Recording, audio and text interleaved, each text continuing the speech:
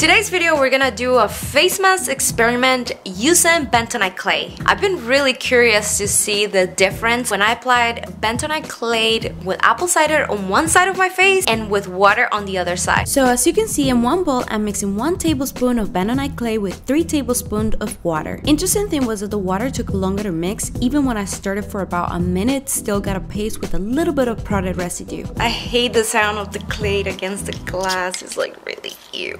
This is exactly the type of paste that I wanted. You see it's a little bit more liquidy. It looks better.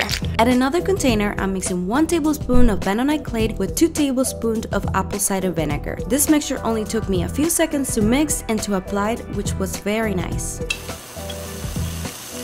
Here's a comparison of applying both mixtures at the same time. I apply it on clean skin and let it dry for about 20 minutes. When you wash off the bentonite clay, kind of dries out your skin a lot. This is why I think this bentonite clay face mask should not be used every single day, because this thing, it will dry your skin. It will make it look like this, guys, like an elephant elbow. If you have super sensitive and dry skin, I'll definitely recommend using this like once a week. If you have oily, acne prone or acne skin, start with 3 times a week and then see how your skin reacts.